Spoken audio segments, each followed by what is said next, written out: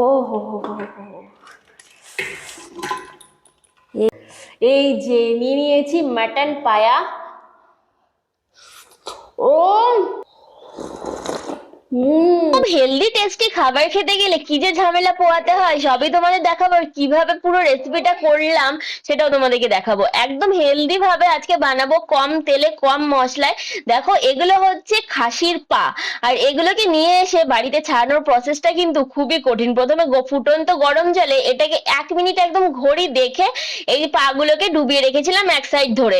আর এরপরে এভাবে ঠিক একটা চাকুর সাহায্যে লোমগুলোকে পরিষ্কার করে নেব। ঠিক এইভাবে ঘষে ঘষে পরিষ্কার করতে হবে। এক সাইড হয়ে যাওয়ার পর আবার আরেক সাইডকে ঠিক 1 মিনিটই এরকম গরম জলের মধ্যে ভিজিয়ে নিতে হবে। আর তারপর এভাবে ভালোভাবে আবার পরিষ্কার করে নিতে হবে। একটু জোরে, গায়ের জোরে একটু চাপ দিলে কিন্তু এই খুরগুলো বেরিয়ে চলে আসবে, তাহলে কিন্তু আমাদের পাটা পরিষ্কার হয়ে যাবে। আর যে লোমগুলো থাকবে এক্সট্রা, সেগুলো কি করতে হবে তোমাদেরকে দেখাচ্ছি। তো যতটা সম্ভব ভালোভাবে গরম জলে পরিষ্কার করে নেওয়ার পর ঠিক এভাবে পাগুলোকে পুড়িয়ে নিতে হবে। পুড়িয়ে একটা চাকুর সাহায্যে ঠিক এভাবে পরিষ্কার করে নিতে হবে। দেখো অনেকক্ষণ ধরে এই প্রসেসটা করতে হয়েছে, আর তারপরে কিন্তু আমাদের পাগুলো একদম পরিষ্কার হয়েছে। এরপর ভালোভাবে পরিষ্কার জলে এগুলোকে সুন্দর করে ধুয়ে নিচ্ছি। এভাবে তোমরা কারা খাসির পা বাড়িতে এনে পরিষ্কার করে রান্না করে খেয়েছো অবশ্যই আমাকে কমেন্টস করে জানিও। এবারে দেখো এই পাগুলোকে একটু চাকুর সাহায্যে ভালোভাবে মাঝখান থেকে ফাঁক ফাঁক করে দিলাম, যেন জুসটা ভালোভাবে বার হয়। আর এরপরে হালকা তেলের মধ্যে জিরে, তেজপাতা ফোড়নে দিয়ে দিলাম, আদা রসুন থেতো করে দিয়ে দিলাম। আর তারপরে এটাকে ভালোভাবে একটু নাড়াচাড়া করে ভেজে নিচ্ছি। আর একটু যখন এটাকে লাল লাল হয়ে এলো পেঁয়াজগুলোকে দিয়ে দিলাম। একদম চেয়েছিলাম একটু স্যুপের মতন করতে, তবুও একটু গ্রেভি গ্রেভি করেছি, কারণ যেহেতু এখানে আমি দুটো টমেটো দিয়েছি, টমেটোটা কিন্তু অনেকটাই গ্রেভি হবে। এরপর পেঁয়াজ আর টমেটোটাকে একসঙ্গে ভালোভাবে ভেজে নিচ্ছি।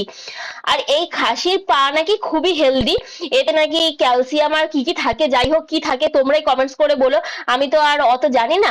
এরপর হলুদ দিয়ে দিলাম, নুন দিয়ে দিলাম। দেখো আমাদের মশলাটা কিন্তু কষানো হয়ে গেছে। এরপরে দিয়ে দিলাম পাগুলো। এই প্রেসার কুকারে কিন্তু একদম ডাইরেক্ট আমি রান্না করব আজকে।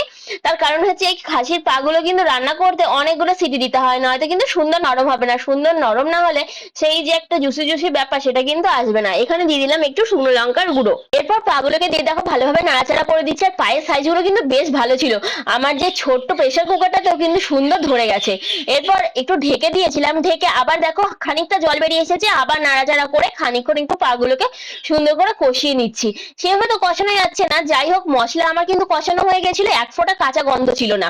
এরপর হালকা জল দিয়ে আমি আবার একটু ঢেকে দিলাম। দেখো এই যে আমার মশলাগুলো মানে পেঁয়াজ টমেটো এগুলো কিন্তু অনেকটাই গলে গেছে। আর এই যে রসটা সেটাও কিন্তু পায়ের ভেতর অনেকটা ঢুকে গেছে। আমার যেইটুকু জল প্রয়োজন, খুব বেশি জল দেব না, কারণ এটা যেহেতু একটু মানে গ্রেভি গ্রেভি হবে না, মানে ঝোল ঝোল টাইপের হবে।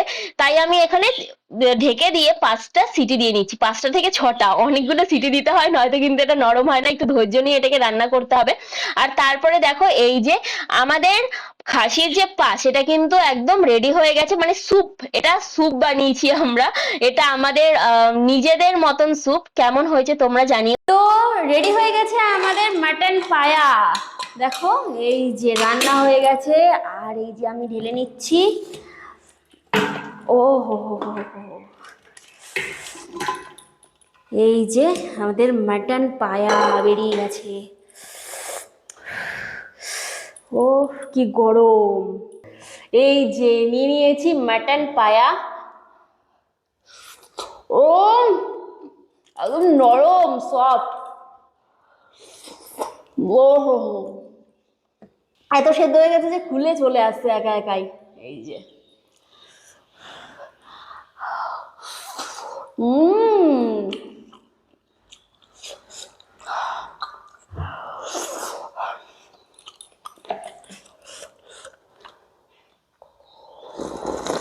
হুম।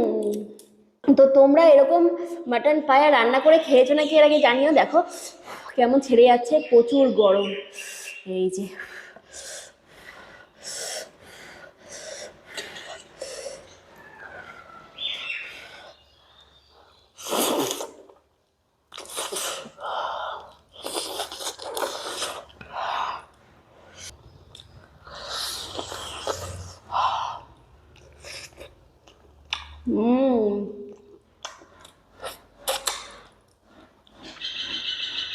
তাহলে চলো আমি খাই, আর তোমরা এভাবে মাটন পায়ের জুস রান্না করে খাও।